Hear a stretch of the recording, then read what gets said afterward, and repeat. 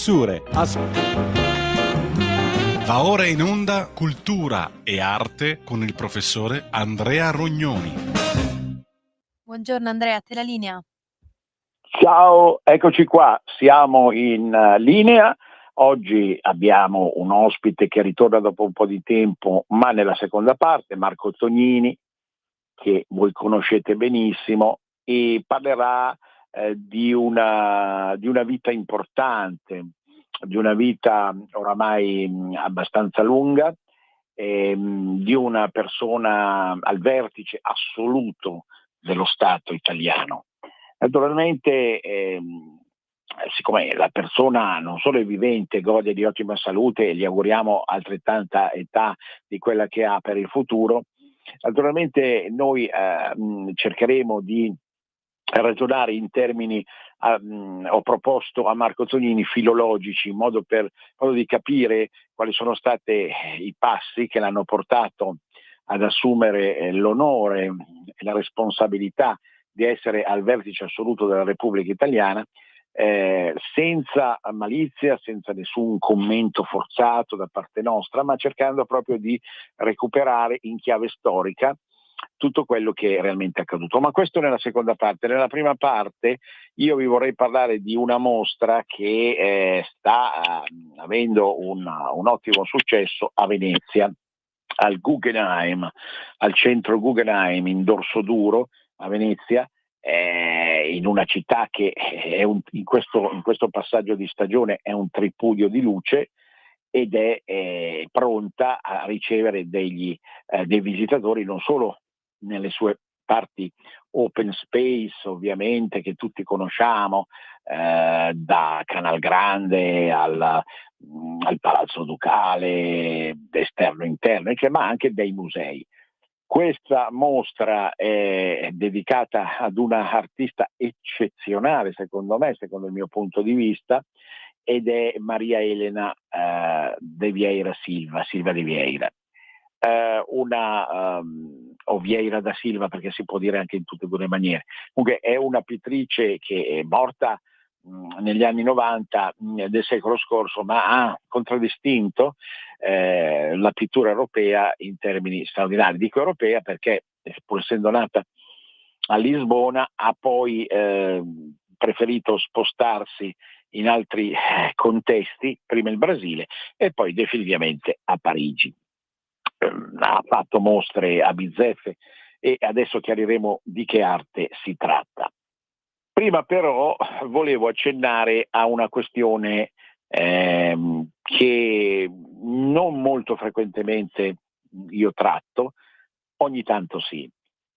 La natura nei suoi aspetti certamente anche estetici, ma per quello che poi noi possiamo sapere, imparare e informarci, anche strutturali, in senso idrogeologico. È accaduto un fatto che mi ha molto colpito, di cui non si è parlato tantissimo, è stato citato e però appare in tutta la sua drammatica evidenza sui social, dove alcuni video appunto che ritraggono questa frana stanno ottenendo una impressionante mole di visualizzazioni. Stiamo parlando della frana del ghiacciaio che ha seppellito quasi la cittadina di Blatten nel Vallese. Praticamente che cosa è successo il 28 maggio? Il 28 maggio un vero e proprio ghiacciaio in decomposizione è crollato trascinandosi dietro una fetta di montagna sopra la cittadina di Blatten.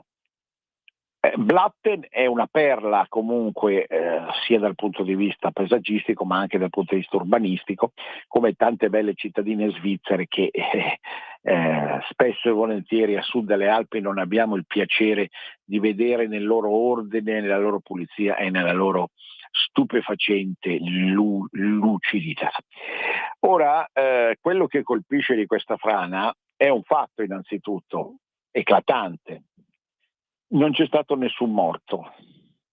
La frana ha seppellito letteralmente un paese, si sono create anche con la decomposizione del ghiaccio e trasformazione in acqua dei laghi. Qualcuno addirittura ha parlato di un paesaggio simile a quello della Valtellina dopo l'alluvione dell'87 e comunque la cosa strabiliante è stata che la popolazione era stata fatta evacuare qualche giorno prima. Ora, l'impressione, ma voi sapete la battuta a pensar male che diceva Andreotti, a pensar male è peccato ma ci s'azzecca, l'impressione è che le cose belle che succedono in alcuni paesi europei e soprattutto in Svizzera non vengono abbastanza sottolineate. Sappiamo tutti quali sono poi anche invece i difetti della Svizzera, nessuno li nega, anche se esiste un margine di opinabilità in tutto. Rimane da parte nostra, voi lo sapete, un'ammirazione per il sistema federale che anima questo paese, ma non ci interessano inutili smancerie da questo punto di vista. Mi chiedo semplicemente, ho il diritto di chiedermelo come persona che si interessa di cultura, di informazione, di formazione come prof, eccetera, mi chiedo se la cosa fosse avvenuta in Italia si sarebbe esercitata altrettanta sollecitudine, capacità di antivedere le cose e tempismo nel riuscire a evitare la tragedia. Non lo dico questo perché sono già avvenute tantissime tragedie legate a frane, alluvioni.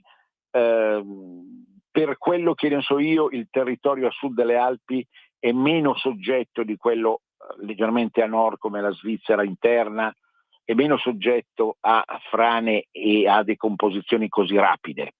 Quindi da questo punto di vista non dico facciamo dei sonni tranquilli che sarebbero le ultime parole famose, però insomma non dobbiamo nutrire una forma di terrore e di paura talvolta inutile, a parte le valanghe che ci sono comunque, e le valanghe colpiscono la Val d'Aosta, il Sud Tirol o altre zone delle nostre Alpi. Un fenomeno di questo genere è un fenomeno più raro, mi risulta, però potrebbe anche accadere. Ora, è strabiliante come la precisione svizzera sia stata in grado di prevedere esattamente il crollo del ghiacciaio, ma attraverso che cosa? Attraverso un monitoraggio continuo, che ho qualche dubbio possa essere esercitato a sud delle Alpi, ho veramente qualche dubbio. Un monitoraggio continuo che aveva percepito uno sfaldamento della struttura del telaio del ghiacciaio, nevoso e glaciale del ghiacciaio, e insomma in qualche modo aveva previsto il peggio. Quando i cittadini svizzeri, perché c'è anche questo aspetto che è molto importante secondo me, quando i cittadini di Blatten si sono sentiti dire mi spiace, è probabile che caschi giù un ghiacciaio, dovete andare via dalle case, loro non hanno mica protestato, perché questo è un altro aspetto molto interessante di tutta la faccenda, perché se qualcuno dice in una valle alpina del Piemonte, della Lombardia o anche del Trentino, dice agli abitanti di un certo paese dovete andare via, la prima reazione, non per forza scomposta, urlata, per carità, la prima reazione secondo me è ma perché deve succedere proprio a noi? Perché adesso siamo costretti ad andare via? Perché ci vediamo privati della nostra proprietà, della nostra casa, del nostro Heimat, di tutto il mondo che ci ha visto nascere, crescere, eccetera, eccetera. Questi non hanno battuto ciglio. Gli abitanti del Vallese, dove è accaduta la tragedia, quando sono stati preavvisati che poteva cadere ghiacciaio, non hanno battuto ciglio. capite come funziona una nazione? Poi la Svizzera, il sistema svizzero, la questione finanziaria, la questione diciamo così della neutralità ipocrita, nessuno le nega tutte queste realtà, nessuno le nega. Quindi c'è una struttura che potremmo chiamare di falsità e di perbenismo, sì, d'accordo, però, lì molte cose funzionano, no? Da Chiasso in su molte cose funzionano, e funzionano non solo in termini scientifico-tecnici, come prevedibilità e come fattibilità dell'opera di precauzione, ma funzionano anche dal punto di vista del temperamento delle persone, perché il problema in Italia, dalle Alpi alla Sicilia, è che c'è una risposta inadeguata rispetto a una sensibilità che è minima, ma se dovesse veramente instaurarsi una sensibilità reale nei confronti delle malversazioni del clima e della natura, sono convinto che sarebbe enorme diciamo così, la voce di protesta e di insofferenza. E tutto questo è dovuto certamente a anni e anni di malgoverno in generale, ma certamente anche a un'attitudine di comportamento sociale che dopo 160 anni suonati dall'inizio del Regno d'Italia non è riuscito ancora a generare un senso di responsabilità dell'essere cittadini e del vivere in uno Stato reale. E questo ci addolora, ci riempie di sgomento, ci riempie di tristezza naturalmente, e ci riempie di tristezza a maggior ragione il fatto che i telegiornali italiani abbiano dato la notizia come una delle ultime in fretta e furia, perché è evidente che non bisogna parlare bene delle cose altrui per invidia, per malumore. C'è una catena di reazioni psicologiche che diventano collettive e che impediscono l'esercizio di una serena volontà non solo di governare, ma di essere governati, perché tu non governi persone che non vogliono essere governate, non ce la fai. E non me ne frega niente che l'abbia detto anche un dittatore tutto questo, non me ne frega niente, è la verità. Cioè l'Italia è difficile da governare perché ci sono persone che non vogliono essere governate, e ogni giorno, ogni ora, ogni momento, in tutti i campi della vita, della società, della cultura, della scuola, dell'amministrazione, della giustizia, noi abbiamo l'esempio di tutto questo. È un cancro difficile da estirpare da questo punto di vista, perché la mancanza di maturazione di una coscienza si riverbera poi appunto in atti quotidiani che ciascuno di noi svolge nella realtà. Un conto, attenzione, è essere insofferenti di una certa statualità. Il mondo leghista lo è stato per tantissimo tempo, lo è ancora giustamente. Un conto è essere insofferenti perché questa statualità non funziona. Un conto è non accettare, quando la statualità funziona o la si vuol far funzionare, non accettare appunto le direttive del governo. Quindi sono tutti aspetti che vanno valutati in quella che appunto il famoso politologo De Marchi, deceduto da diversi anni, diceva appunto la psicopolitica. La politica è un ramo della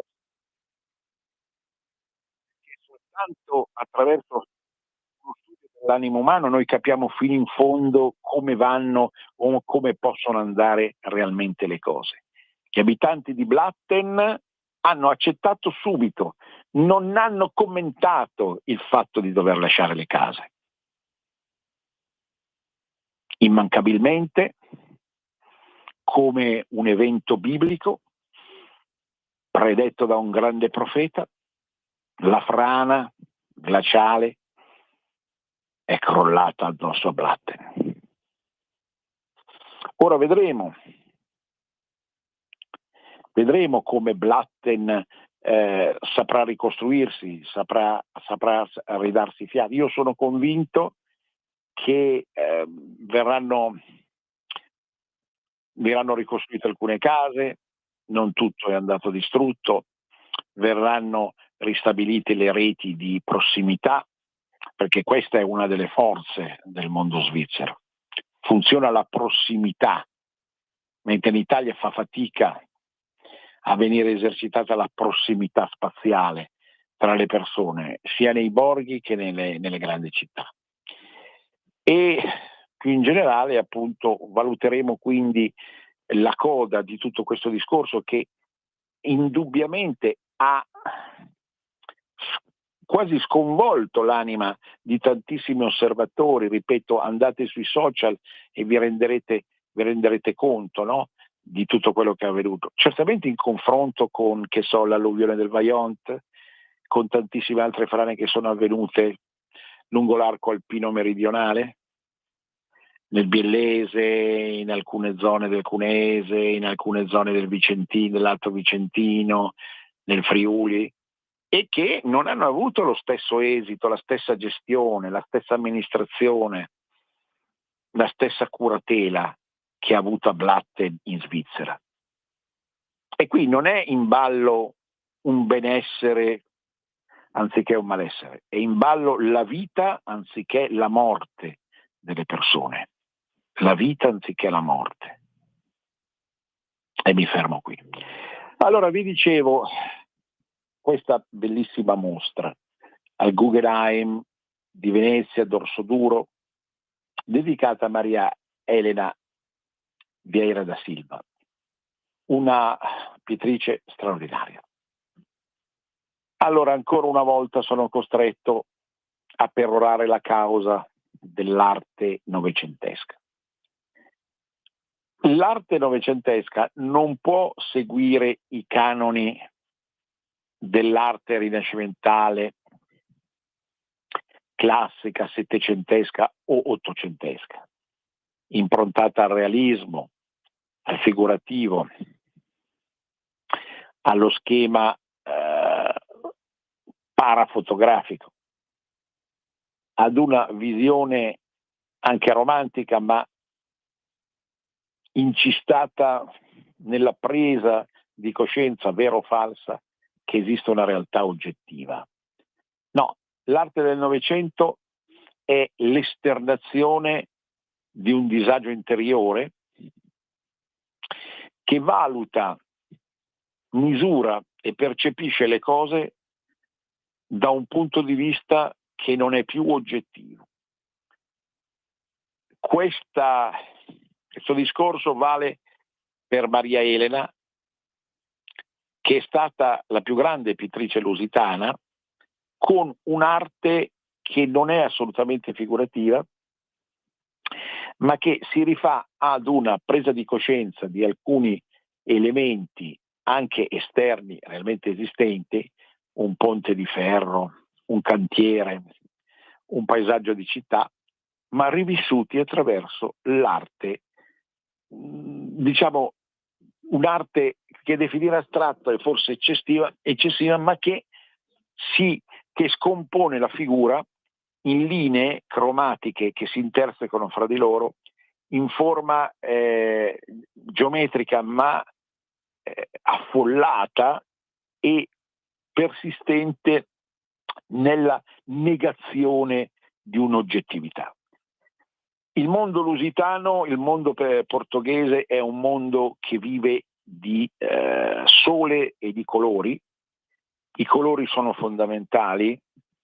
Chi è stato in Portogallo sa che il fascino di questo lembo d'Europa è dato dal confronto continuo fra la terra e il mare, fra una terra comunque verde e rigogliosa, fra un insieme di scogliere picaresche, pittoresche, frastagliate e superbe nella loro bellezza fantasmagorica, ed il vento che continuamente accende i colori, il vento che c'è in Portogallo anche d'estate, accende i colori, li accende, li rende vivi, vivissimi. Ecco, questo è già un primo segreto dell'arte meravigliosa di Maria Elena, una donna che, certo, come tantissimi lusitani, come tantissimi portoghesi, è stata costretta per trovare successo ad andare altrove, in particolare a Parigi. Il titolo della mostra al Peggy Guggenheim Collection di Venezia è Maria Elena Vieira da Silva, Anatomia di uno spazio. La mostra è iniziata il 12 aprile e finisce il 15 settembre. L'ubicazione esatta è Dorso Duro 701, Venezia.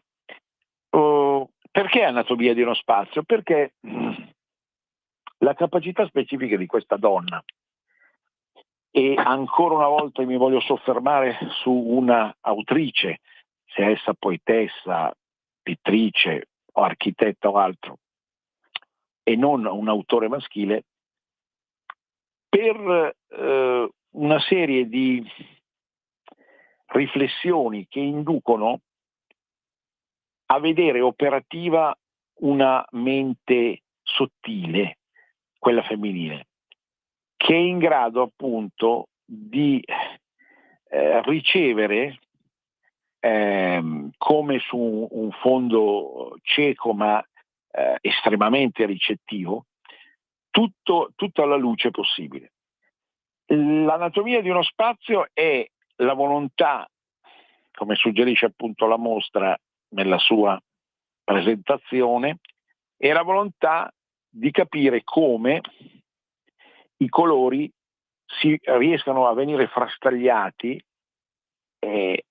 accesi al massimo e come gettati in faccia all'osservatore, all'osservatrice, in una maniera esplosiva, in ogni contesto possibile, e specialmente nei contesti in cui il paesaggio non è più un paesaggio naturale ma diventa un paesaggio umano. Abbiamo detto un ponte di ferro, un cantiere, una fabbrica, perché lei, Maria Elena Vieira da Silva, rimane testimone della civiltà novecentesca, non si rifugia in una sorta di paradiso terrestre, non vede il bene soltanto in una dimensione avulsa dalla civiltà, ma in qualche modo ci si ficca in una volontà di riuscire a comprendere fino a che punto le provocazioni del mondo moderno riescono ad accendere meglio i colori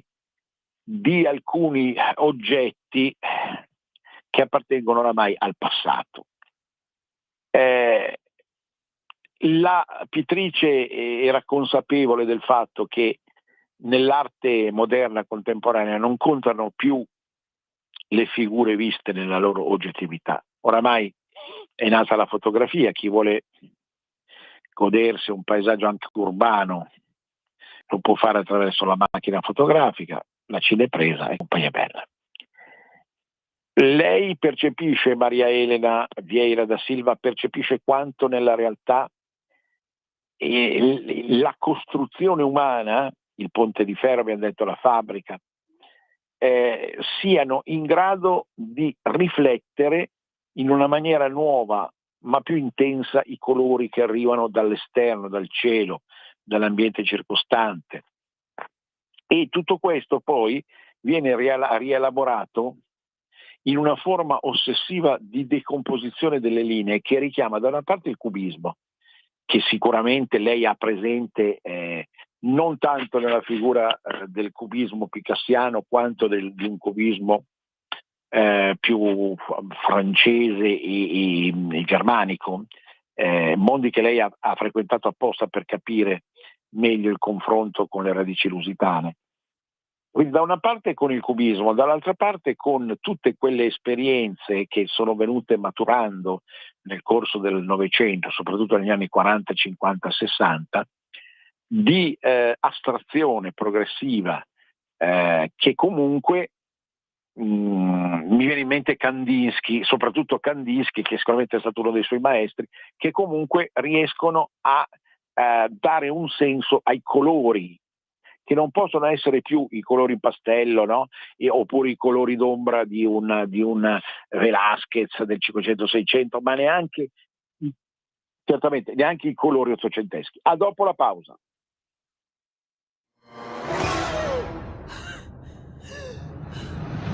Pensa a respirare. Ora abbandonati. Che cosa vedi? Luce, oscurità, l'equilibrio. È tanto più grande. È stato un risveglio. Hai sentito? Conosco una sola verità.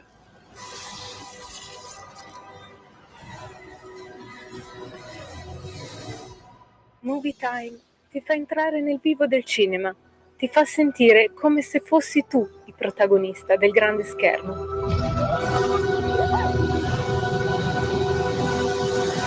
Ogni sabato dalle ore 16.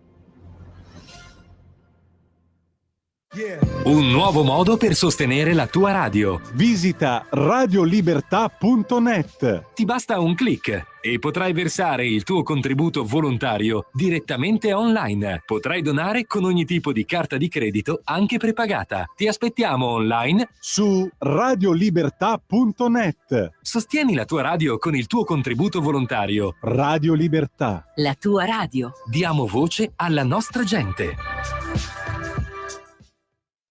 Un nuovo modo per sostenere la tua radio. Visita radiolibertà.net. Ti basta un click e potrai versare il tuo contributo volontario direttamente online. Potrai donare con ogni tipo di carta di credito, anche prepagata. Ti aspettiamo online Su radiolibertà.net. Sostieni la tua radio con il tuo contributo volontario. Radio Libertà. La tua radio. Diamo voce alla nostra gente. La tua radio è ascoltabile anche con la televisione in digitale. Sul telecomando della televisione digitale o del tuo ricevitore digitale puoi scegliere se vedere la TV o ascoltare la radio. Risintonizza i canali radio e troverai anche Radio Libertà, canale 252.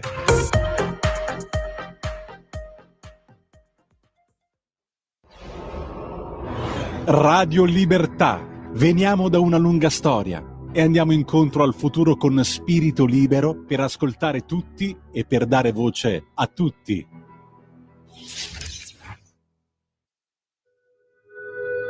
Radio Libertà. In un mondo in cui i mezzi di informazione vanno verso una sola voce, una radio che di voci vuole averne tante.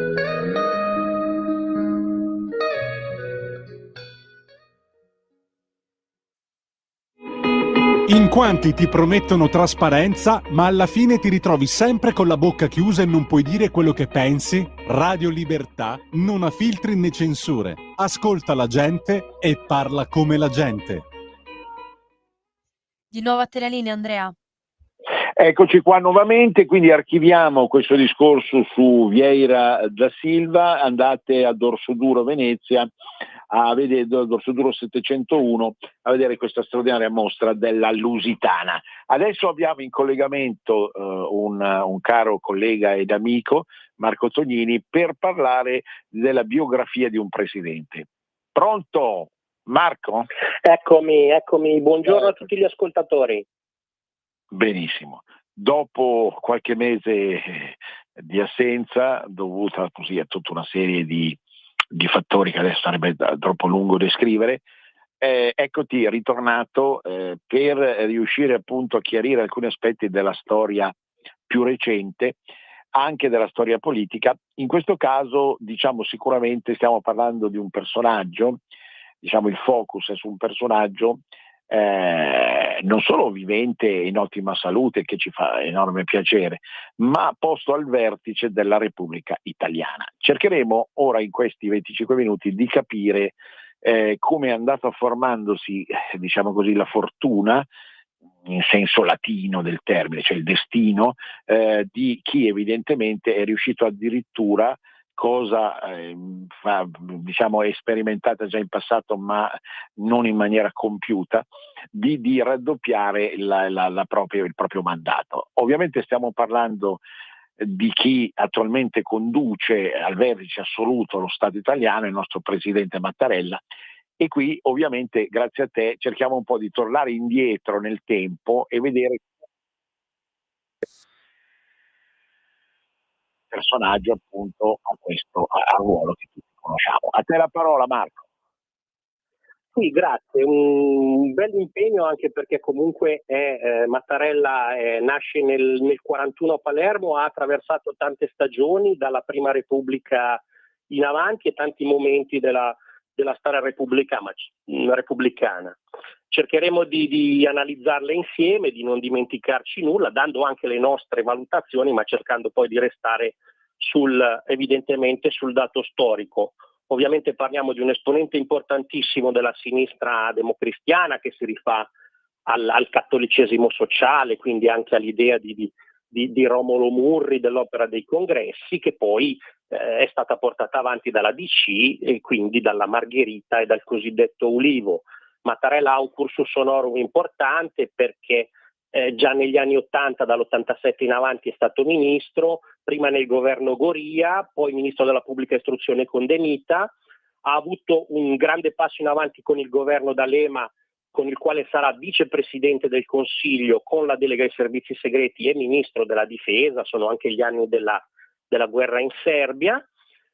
Dopodiché, diciamo dal 2009-2010 non si ricandida, sarà giudice costituzionale dal 2011 al 2015 e poi Presidente della Repubblica a partire dal febbraio 2015 e quindi proprio per questi 10 anni diciamo facciamo una carrellata su un Presidente della Repubblica che ha nominato nell'arco del suo mandato ben 4 presidenti, Gentiloni, Conte, Draghi e la Meloni, un senatore a vita, Liliana Segre, e ben 5 giudici costituzionali.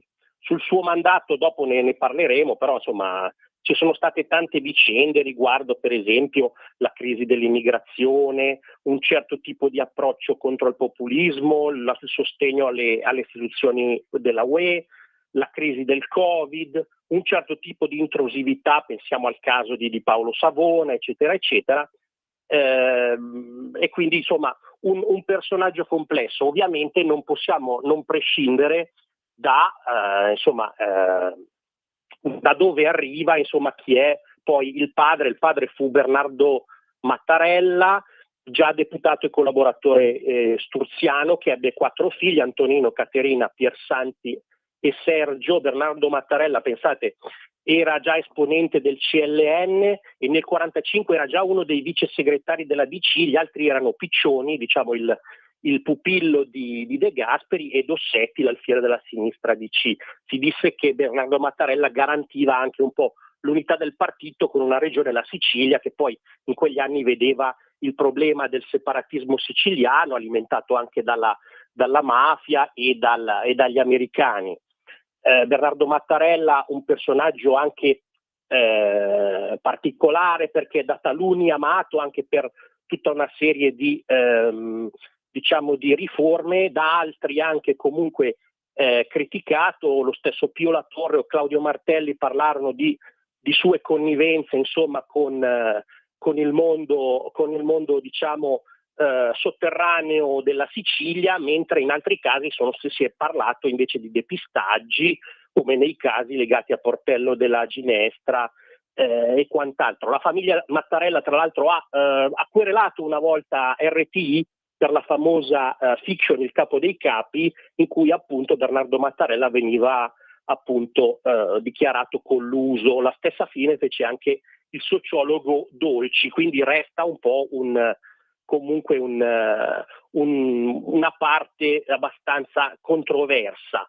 Altro grande personaggio è il fratello maggiore Piersanti Mattarella, che è esponente della DC di primo piano a Palermo.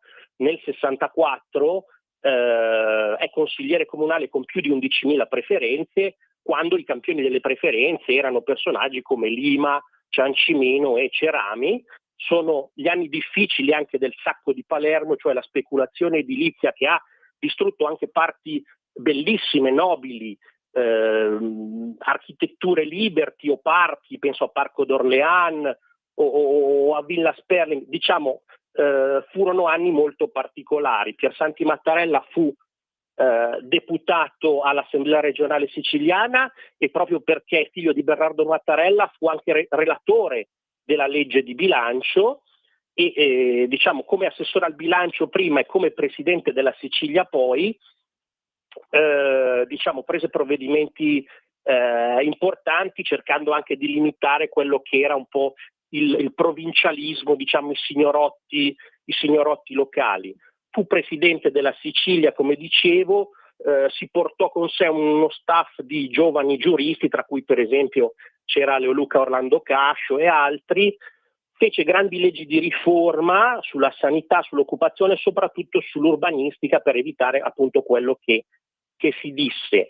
Fece grandi discorsi contro la mafia dopo la morte di Peppino Impastato e fu poi vittima del famoso attentato del 6 gennaio dell'80. Ecco, quindi una stagione comunque in cui la mafia bagnava di sangue la Sicilia anche attraverso, pensiamo ai politici, l'omicidio anche di Pio La Torre, del comunista Pio La Torre, ma anche di Carlo Alberto Dalla Chiesa. Insomma, stiamo parlando di un periodo molto travagliato, in cui nasce anche un po' la retorica dell'antimafia, per cui diciamo oltre all'antimafia tra virgolette quella ufficiale, c'era un'antimafia un po' farisaica, un po' di maniera.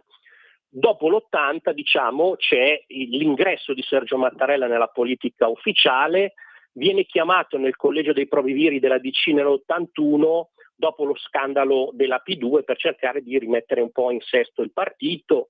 De Mita lo spinge poi nell'83 a fare politica e all'interno della sinistra DC lui riuscirà a diventare segretario regionale della Sicilia.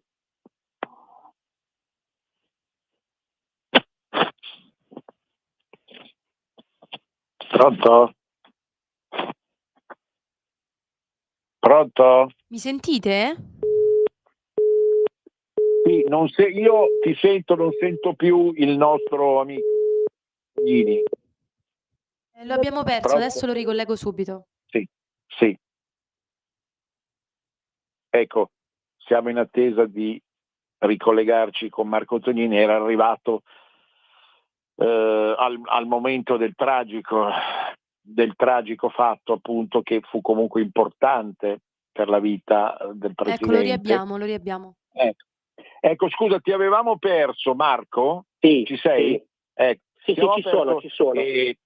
Ecco, allora eravamo proprio arrivati al momento tragico di quel 6 gennaio dell'80. Ecco, una domanda, fino a che è una domanda che non deve essere vista in filigrana come maliziosa, cioè fino a che punto quell'episodio così drammatico, tragico, sanguinolento, ecco, ha influito su tutto il destino del presidente? Ma sicuramente molto, perché insomma sono anche quelle famiglie che insomma hanno una storia, comunque un ruolo anche importante, come è stato, adesso faccio un paragone un po' azzardato, ma anche nelle famiglie Kennedy, quando poi Joe Kennedy scompare in guerra, sono poi gli altri figli che prendono un po' il posto anche nei desideri dei familiari. Così è stato per Sergio Mattarella, che vive in realtà una vita molto più tranquilla negli anni 70 come avvocato del Foro di Palermo, ha una carriera accademica, sarà prima assistente di diritto costituzionale e poi professore di diritto parlamentare. come dicevo, poi con la scomparsa del fratello prende poi lui in mano la carriera politica e, come dicevo, nell'83 diventerà anche poi segretario regionale, emarginando le correnti, diciamo, più discusse, che erano quelle appunto di Salvo Lima e di Ciancimino. Ecco, questo ti potrei dire. Se vuoi proseguo, Andrea.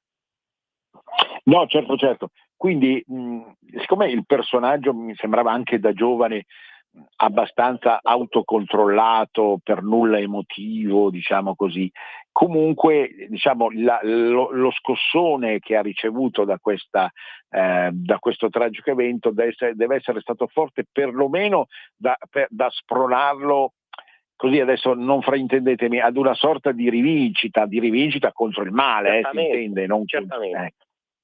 È vero, sì. Certamente, ecco, quindi... pensa che poi appunto nell'83 viene eletto alla Camera con ben 120.000 preferenze, diventerà commissario straordinario della DC dall'84 all'88, nell'85 promuove Leoluca Orlando, che comincerà appunto a fare il sindaco a Palermo con la stagione cosiddetta della primavera di Palermo. Poi ripeto, c'è quella cultura dell'antimafia che nasce all'inizio con grandi speranze, poi diventa qualcosa anche di un po' troppo politico pubblicitario, insomma, ecco. Ma sono d'accordo con te, adesso al di là ovviamente di sfumature che ciascuno ci può vedere, però certo. Lo stesso argomento che riguarda Falcone e Borsellino, al netto delle parole che perfino il nostro Presidente del Consiglio ha dedicato, no? Finisce talvolta nel marciume, stavo per dire, insomma, nel pagliume del mondo mass mediatico per diventare sfizioso. Ecco, questa è la mia impressione, ma non è visto troppo da nord, questa battuta è proprio oggettiva, secondo me. Ecco, prego, prosegui, sì.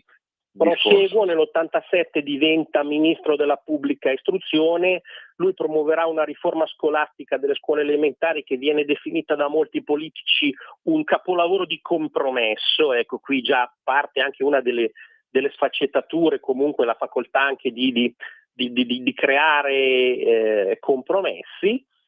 Nel 90, come tutti i ministri della sinistra DC, si dimetterà per protesta contro la legge Mammì, perché dalla sinistra DC viene considerata sostanzialmente solo una fotografia del duopolio televisivo di quel momento, che quindi dà ancora spazio sostanzialmente solo a Rai e Fininvest, ecco, e tornerà nel partito, farà il direttore del Popolo. Nel 92 c'è tutta la stagione di Tangentopoli, lui sarà rieletto, diciamo, avrà anche lui qualche guaio con la giustizia, nel senso che ci sarà un avviso di garanzia per vicende legate a un imprenditore siciliano, ma viene poi completamente assolto da questa vicenda. Dicevo che sono gli anni del referendum Segni, della voglia insomma di ripartire, nasce poi il Partito Popolare Italiano, quindi si scioglie la DC di Martinazzoli, si crea questo nuovo partito che riprende l'antico nome di Sturzo. Mattarella sarà vicepresidente della bicamerale per le riforme istituzionali e ci sarà quello che è il suo capolavoro di mediazione, che è la cosiddetta legge Mattarella, cioè una legge elettorale maggioritaria con collegi piccoli molto delineati sul territorio, però con una parte proporzionale del 25% e il famoso meccanismo dello scorporo, che fu anche in questo caso definito un capolavoro di mediazione. Ecco.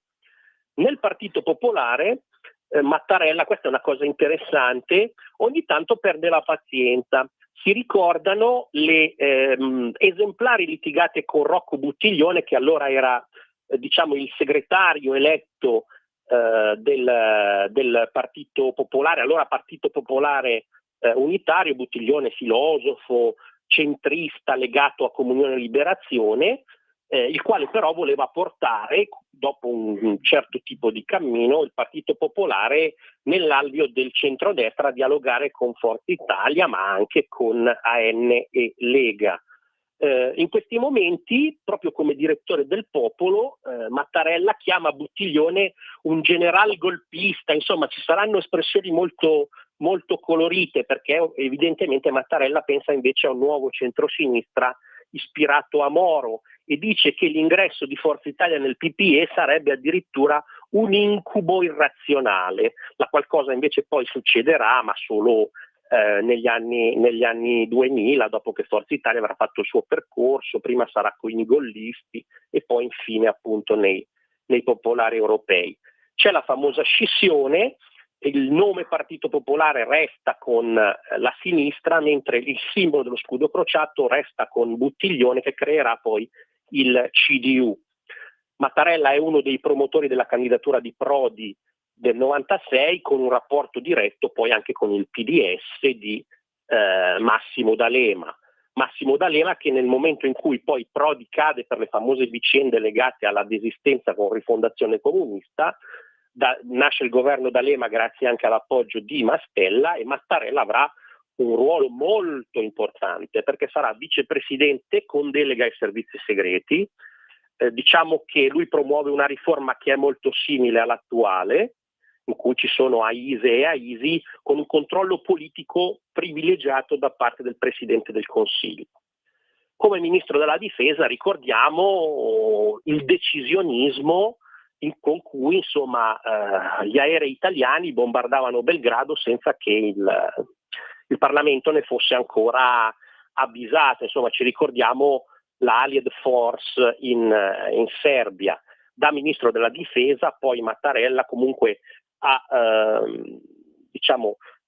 seguito per esempio la trasformazione dell'Arma dei Carabinieri in Forza Armata Autonoma, diversi accordi militari economici sulla difesa e anche l'adesione al consorzio Airbus con altri paesi europei, poi ricusata dal governo Berlusconi bis, io dico fortunatamente, perché poi da questo consorzio ci sarebbero stati i famosi dazi, i famosi contenziosi con la Boeing americana, per cui vedete che i dazi non sono cose di oggi. Mattarella comunque diventa un esponente assolutamente di primo piano, avrà nel 2001 un collegio sicuro benché nel Trentino, quindi sarà uno dei paracadutati del centro-sinistra, fino a che nel 2008 non si ricandida in vista di un ruolo che poi sarà effettivo nel 2011, nell'ottobre 2011, quello di giudice costituzionale.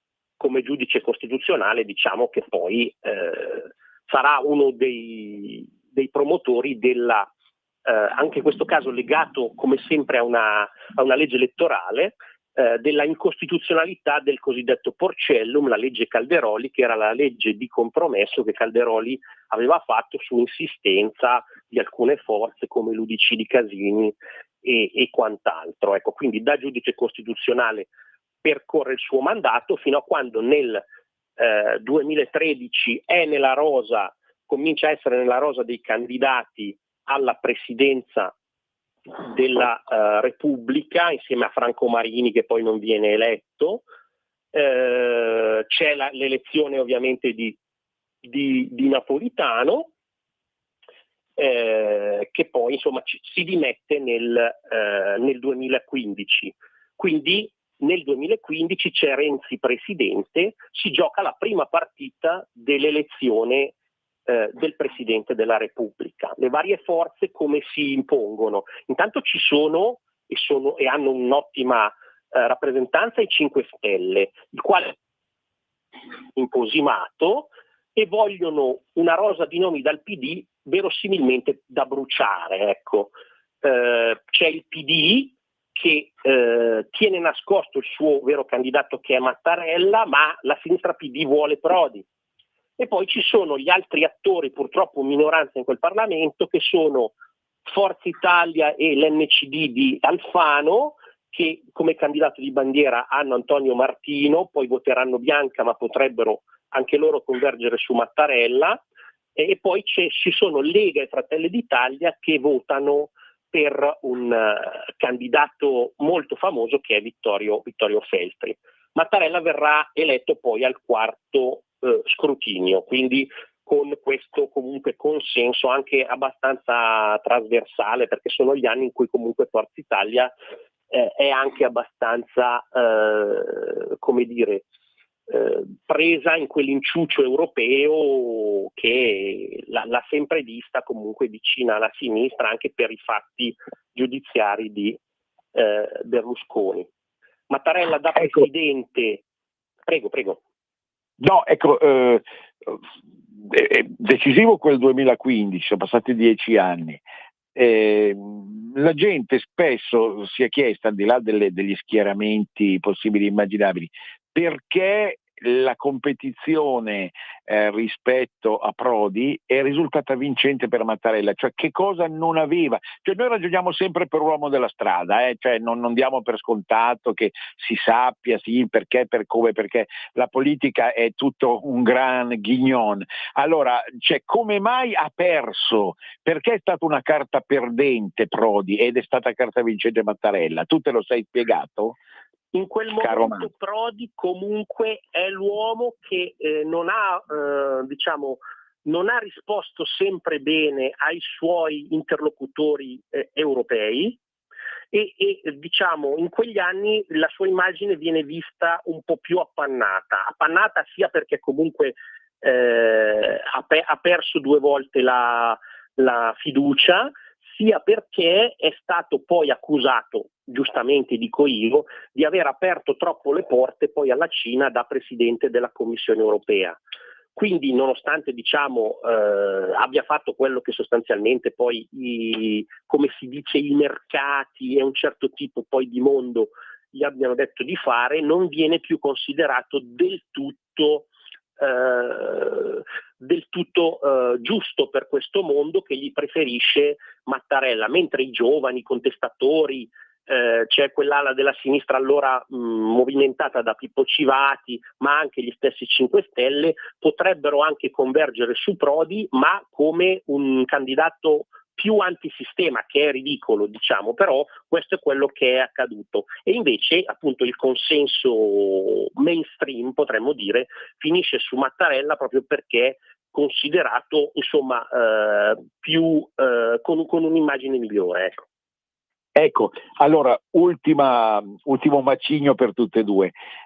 Ovviamente non siamo le persone giuste, con tutto il rispetto anche tuo verso di te, per giudicare questi 10 anni. Però se dovessimo con pacatezza, riassumere così lo stile che è stato usato da Mattarella, che parole potremmo usare? Ma ripeto, sul piano filologico, non del giudizio tranchant politico, no?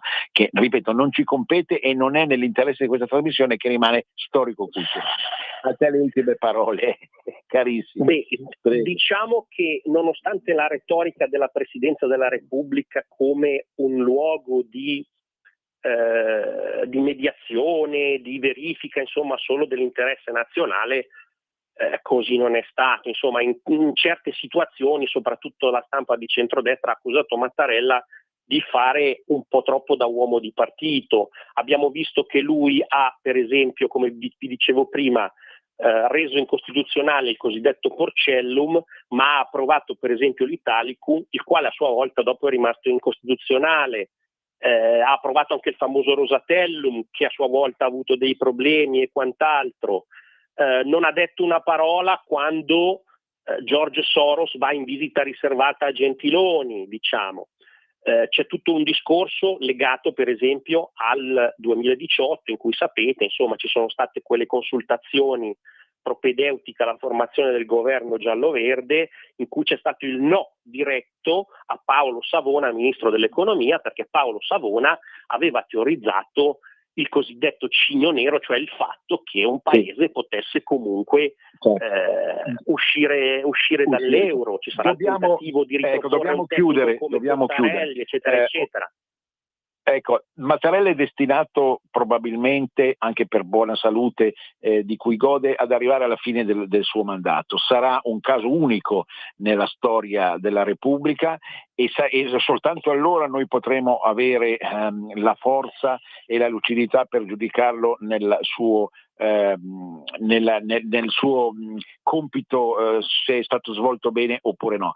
Però una cosa la possiamo dire, siccome si parla e stiamo davvero in conclusione di Repubblica federale, ma con forte carica da parte del Presidente, anche semi-presidenziale, lui, secondo te, l'ultima battuta, è andato in questa direzione oppure no? Oppure un presidente di una Repubblica federale presidenziale dovrebbe essere tutt'altro, la Mattarella? Chiudiamo purtroppo. L'ultima battuta è tua, dai. Cercherò di essere velocissimo. Sicuramente è stato un decisionista e lo si è visto per esempio nella gestione dell'emergenza Covid con i famosi DPCM di Conte, eccetera, eccetera. È stato certe volte per me personalmente un po' fuori luogo come arbitro. C'è questa fedeltà all'Unione Europea, che non è una fedeltà ai principi dei trattati, ma è più una fedeltà a un esecutivo europeo portatore di chissà quale bene supremo. Grazie tantissimo, chiudiamo. Venezia risorga Venezia per sempre. Grazie infinite Marco, a risentire. Avete ascoltato Cultura